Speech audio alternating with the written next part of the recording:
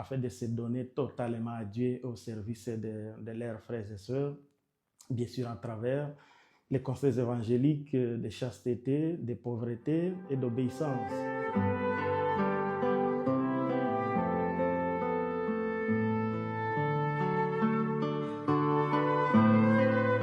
Alors, pour moi, en tant que religieux, la journée mondiale de la vie consacrée représente tout d'abord un moment d'action de grâce pour les dons de la vocation. Et ces dons qui a été accordé à des hommes et à des femmes qui cherchent à suivre le Christ de plus près afin de se donner totalement à Dieu au service de leurs frères et sœurs, bien sûr à travers les conseils évangéliques de chasteté, de pauvreté et d'obéissance. En même temps, c'est une occasion de prier pour les personnes consacrées pour la mission de l'Église et à prier pour les nouvelles vocations aussi.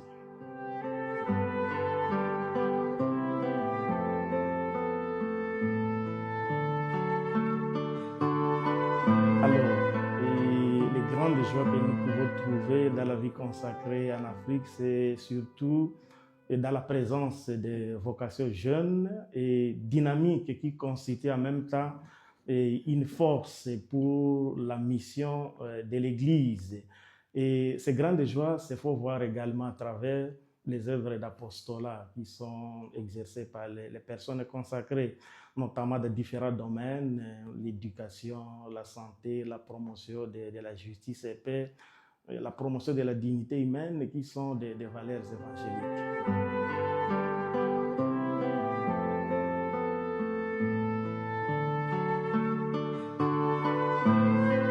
Il y a plusieurs défis majeurs auxquels sont confrontées les personnes consacrées en Afrique. On peut énumérer quelques-uns d'entre eux, notamment sur le plan socio-économique et politique, sur le plan de la vie communautaire et peut-être aussi sur le plan identitaire. Tout d'abord sur le plan socio-économique et politique, et les consacrés sont confrontés au conflit des guerres qui engendrent l'instabilité et la pauvreté. Dans ce contexte et dans cet environnement, alors il est difficile vraiment aux personnes consacrées d'exercer leur mission. Sur le plan communautaire, il y a plusieurs points à prendre en considération. Tout d'abord, dans l'exercice de l'autorité, qui n'est pas souvent conçu comme un service aux frères et sœurs, mais c'est souvent considéré comme une occasion de se tailler une place des choix et de jouir de certains privilèges, parfois au détriment des frères et sœurs. Il y a aussi la difficulté de gouverner au style synodal et selon les principes de collégialité, afin de promouvoir donc, la participation de tous les membres d'une communauté ou d'une famille religieuse au bien de tous les frères et sœurs. Et nous pouvons aussi souligner l'aspect des divisions internes au sein de nos communautés, de nos familles religieuses. Et ces divisions sont souvent liées à l'appartenance des provenances. Il y a des petits groupes qui se créent au sein de la communauté, souvent selon la provenance, l'appartenance tribale, ethnique ou régionale. Et cela ne permet pas l'harmonie de la vie communautaire.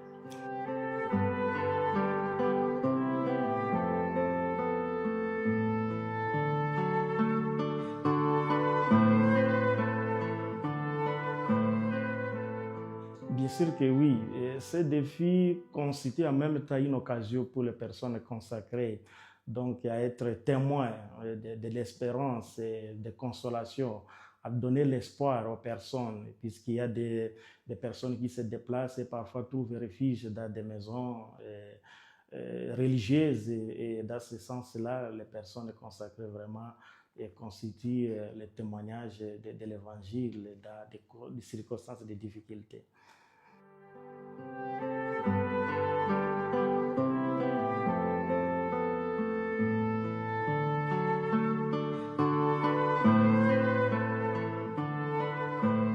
Tout d'abord, il faut prendre au sérieux la formation, puisque tout doit être déjà préparé en amont. Et dès lors que pendant la formation, on essaie un peu d'inculquer dans l'esprit des jeunes les fondamentaux de la vie consacrée, notamment la vie communautaire, la fraternité et les valeurs évangéliques. Donc, il est possible qu'on puisse éradiquer ces divisions internes.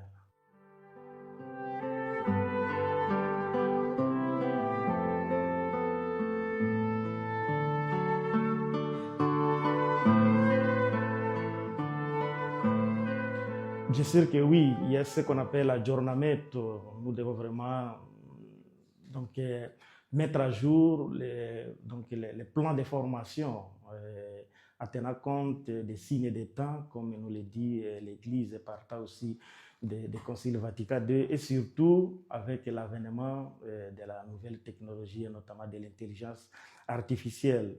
Donc, mettre à disposition des jeunes ces moyens-là, donc en montrant en même temps les inconvénients, les méfaits, surtout quand on ne met pas la dignité de la personne au centre de l'usage de ces moyens de communication.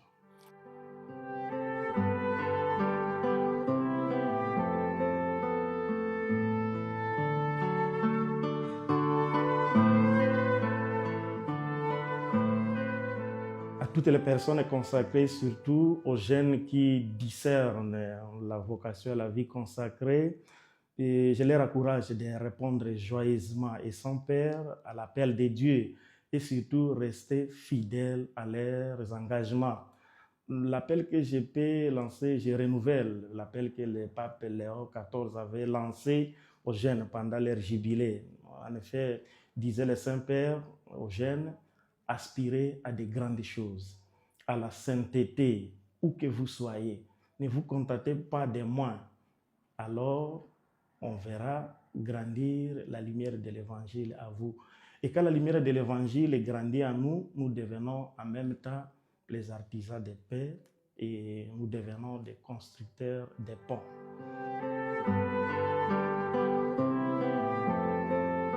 Un dernier mot, c'est de vous remercier et surtout de souhaiter une bonne fête à toutes les personnes consacrées.